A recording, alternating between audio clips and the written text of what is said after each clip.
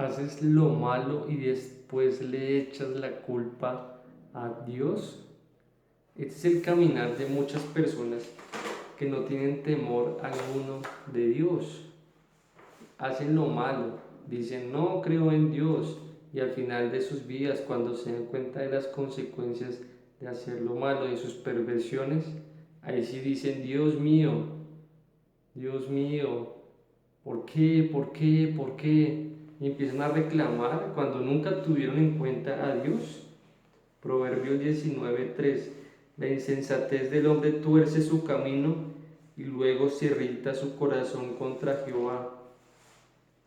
Romanos 1:28 también nos menciona, por no tener en cuenta a Dios, por no tener en cuenta al Señor en sus vidas, el Señor los entregó a una mente reprobada. Romanos 1:28-32. Como ellos no quisieron tener en cuenta a Dios, Dios los entregó a una mente depravada para hacer cosas que no deben. Están atestados de toda injusticia, fornicación, perversidad, avaricia, maldad, llenos de envidia, homicidios, contiendas, engaños y perversidades. Son murmuradores, calumniadores, enemigos de Dios, injuriosos, soberbios, vanidosos, inventores de males, desobedientes a los padres, necios, desleales, sin afecto natural, implacables, sin misericordia. Esos, aunque conocen el juicio de Dios, que los que practican tales cosas son dignos de muerte. No solo las hacen, sino que también se complacen con los que la practican. La perversión del hombre es responsabilidad del hombre. No puede echarle la culpa a Dios, tiene que ser responsable de sus pecados.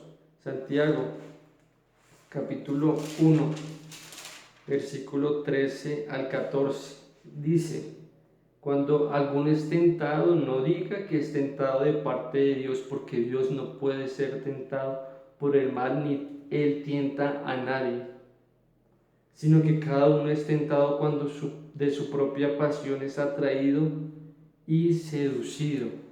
No puede echarle la culpa a Dios. Ay, es que caí en pecado porque Dios no quiere que pequemos. Entonces, no puedes echarle la culpa a Dios de tu pecado. Eso es responsabilidad tuya, completamente tuya. Y delante de Dios tienes que rendir cuenta por ello. Y por eso, por tu pecado, estás condenado. Tienes que asumir esa responsabilidad. El infierno es lo que mereces. Realmente es esa condenación eterna, alejado de Dios, porque Dios es santo, santo, santo. Él no puede convivir juntamente con el pecado. Entonces no le eches la culpa a Dios de tu pecado. Reconócelo, reconócelo realmente. Dios es grande en misericordia. Dios es, eh, Dios es misericordioso, es piadoso. Su piedad es grande, su compasión para con nosotros. Y esa es la buena noticia, que aún nosotros, siendo pecadores, Cristo murió por nosotros, por su amor, por su gracia, no porque lo mereciéramos, sino fue su bondad la que nos dio salvación, y eso lo hace digno de toda honra y gloria. Vamos a 1 de Pedro, capítulo 1, versículo 22-25.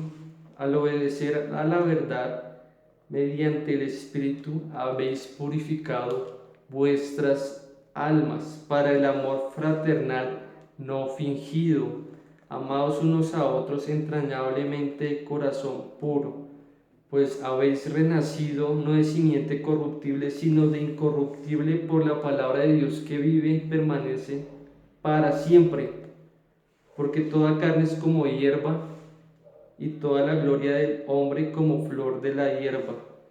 La hierba se seca y la flor se cae, mas la palabra del Señor permanece para siempre. Y esta es la palabra que por el Evangelio os ha sido anunciada.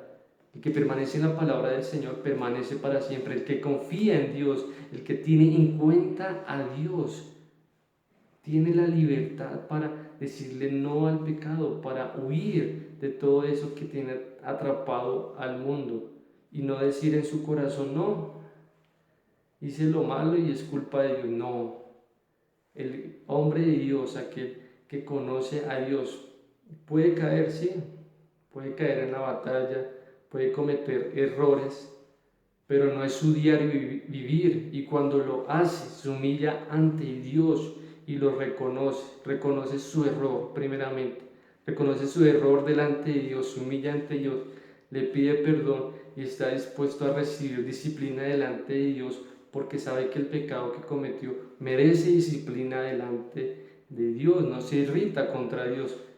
Pero si tú eres una persona que se irrita contra Dios después de hacer lo malo, es porque vives aún en lo malo, vives para hacer el mal, piensas solamente en el mal, y por eso necesitas con urgencia arrepentirte. Arrepiéntete ahora que hay tiempo, porque después de que ya has partido de este mundo, ya no hay salvación alguna, el purgatorio no existe, sino ya después solamente puedes esperar la condenación en el infierno, sin ninguna posibilidad de remisión. Entonces, arrepiéntete y cree en Jesucristo si no has creído en Jesucristo. Y si crees en Jesucristo, fortalece día a día tu fe en Él para no caer, sino para seguirle. ¿Y cómo lo hace? Siguiendo su palabra, escuchándola, orando, estando cultivando día a día tu relación con Él. Y es importante hacerlo constantemente, no solamente un día a la semana, sino todos los días, por la mañana cuando te levantas, por la tarde, por la noche, como la comida diaria, y aún más una necesidad constante, porque sin Cristo no podremos vencer a las tentaciones.